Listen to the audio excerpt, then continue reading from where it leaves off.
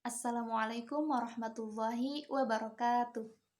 Hamdan wa syukranillah, salatan wa salaman ala rasulillah, amma ba'd. Baik teman-teman, di sini kami dari kelompok 8 Ilmu Mantik dengan saya sendiri Ajeng Nurul Ayun Tias beserta kedua teman saya ada Aufa dan Bunga. Di sini kami akan menjelaskan mengenai tanakud dan aks mustawi. Tapi saya sebagai pemateri pertama akan menjelaskan mengenai tanakud. Nah, materi yang pertama yang akan saya jelaskan yaitu mengenai ta'rif dari tanakud itu sendiri. Banyak tokoh, banyak para ulama yang mengemukakan pemikirannya, yang mengemukakan pendapatnya mengenai ta'rif dari tanakud. Nah, di sini saya akan mengambil dua tokoh yang mengemukakan pendapat dari ta'rif tanakud, yaitu dari Al-Ibrahim dan Al-Midani. Menurut Al-Ibrahim, ta'rif atau definisi tanakud yaitu ikhtilaf al-qadiyataini bil ijabi was salbi ala wajhi yaqtadi ihdahuma an takuna shadiqah wal kadhibah ukhra. Nah, menurut Al-Ibrahim, bahwasannya tanakud adalah perbedaan dua qadiyah di dalam ijab dan salabnya atas dasar yang dikehendaki menurut zatnya salah satu dari qadiyah itu benar dan salah satunya lagi adalah salah. Itu menurut Al-Ibrahim. Yang kedua, pendapat dari Al-Midani. Al-Midani mengemukakan pemikirannya bahwasannya tanakud itu adalah waqtilafal qadiyataini fil ijabi was salbi ikhtilafan yaqtadi ihdahuma sidqa ihdahuma wa kadhiba ukhra. Nah, menurut Al-Midani ini bahwasannya tanakud adalah perbedaan dua qadiyah di dalam ijab dan salabnya. Perbedaan yang mana mengakibatkan salah satunya benar dan salah satunya lagi salah. Dari kedua takrif tersebut, sebenarnya redaksinya memang berbeda, tetapi hakikatnya sama, sama-sama menekankan dua qadiyah yang berbeda, yang satunya benar dan yang satunya lagi salah. Sebelum kita melanjutkan materi mengenai tanakud, di sini tanakud berbicara dengan qadiyah. Mungkin kita akan mengulas terlebih dahulu apa itu yang dinamakan qadiyah. Nah, pengertian dari qadiyah yaitu qaulun mufidun yahtamilu sidqa wal kadhiba ladatihi. Jadi, yang dimaksud dengan qadiyah itu adalah pernyataan yang sempurna yang isinya mengandung kemungkinan benar atau salahnya. Nah, itu yang dinamakan qadiyah. Dalam membuat qadiyah, jangan asal-asalan karena terdapat unsur-unsur yang harus terpenuhi ketika kita akan membuat suatu qadiyah atau suatu pernyataan.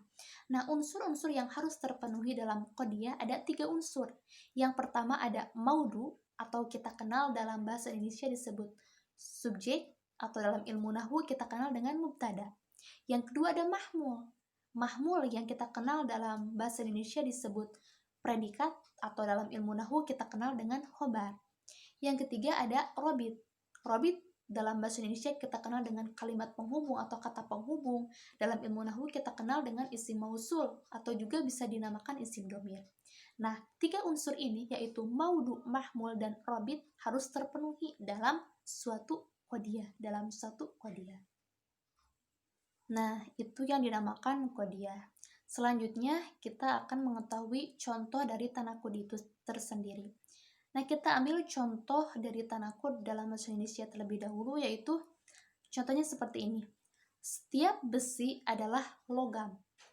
Nakid atau kebalikannya itu adalah sebagian besi bukanlah logam. Nah, dari contoh tersebut, tampaklah qadiyah pertama jelas benarnya dan qadiyah yang kedua jelas sekali salahnya.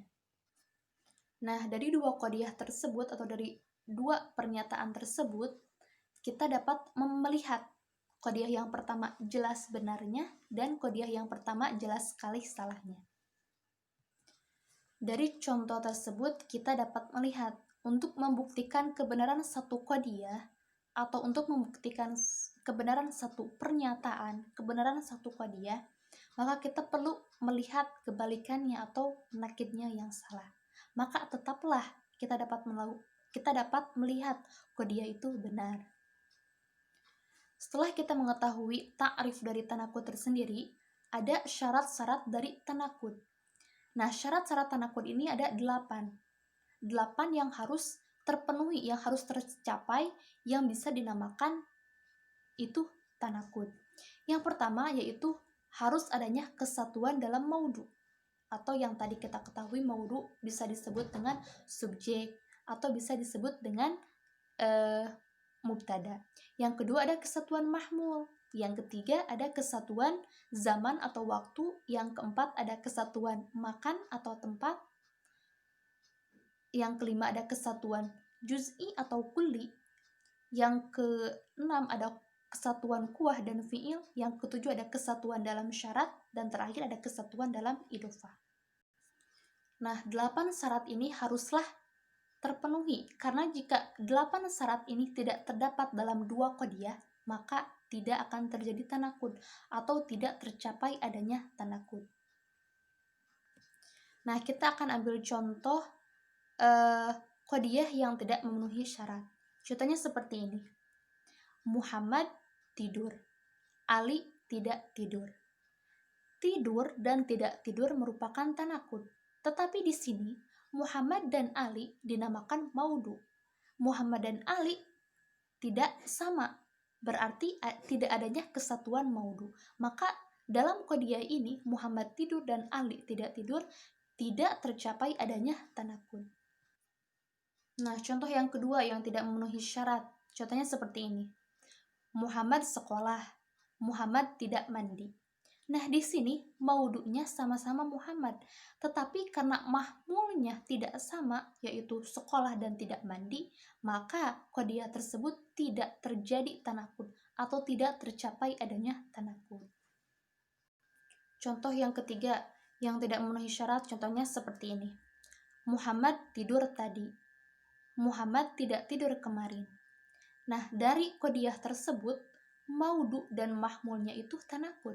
Tetapi kita lihat zamannya, tadi dengan kemarin. Karena tidak ada kesatuan zaman atau waktu, maka qadiyah tersebut tidak terjadi adanya tanakud, tidak bisa dikatakan tanakud. Nah, selanjutnya setelah kita mengetahui ta'rif dari tanakud, syarat-syarat dari tanakud, kita akan coba membuat metode dari tanakud itu tersendiri. Nah, metode membuat tanakud atau cara membuat tanakud itu apabila qadiyahnya memakai yang pertama, qadiyah syahsiyah atau qadiyah muhmalah. Nah, qadiyah syahsiyah atau qadiyah muhmalah ini cukup hanya berubah kaifnya atau kepastian tidaknya atau ijab atau salbnya. Umpamanya seperti ini. Khalid menulis. Khalid menulis merupakan ijab atau qadiyah ijab. Nah, barulah kita berubah menjadi Khalid tidak menulis. Nah, ini merupakan salab. Yang kedua, contoh cara membuat dari tanakud itu yang kedua dengan qadiyah musyawarah. Qadiyah musyawarah itu cara pentanakudkannya yaitu dengan merubah soernya. Soer itu kalau dalam bahasa Indonesia kita kenal dengan kalimat setiap atau tiap-tiap. Nah, itu merupakan yang disebut dengan soer. Atau ada juga ulama yang menjelaskan bahwasannya soer itu ada kalanya kulli dan ada kalanya juz'i. Kalau dalam kulli atau universal atau keseluruhan biasanya kita kenal dengan setiap, seluruh. Nah, itu yang dinamakan dengan soer. Cara membuat tanakud itu yang kedua dengan qadiyah musyawarah, yang cara mentanakudkannya itu dengan merubah soernya atau dengan merubah kalimat setiap atau dengan merubah kalimat sebagian atau dengan merubah kalimat seluruh. Contohnya seperti ini. Semua manusia itu hewan. Nah, nakidnya atau kebalikannya itu adalah sebagian manusia itu hewan. Jadi kita tinggal mengubah kalimat soernya. Kalau kita kenal setiap atau seluruh, kita ubah menjadi sebagian, seperti itu. Nah, terima kasih.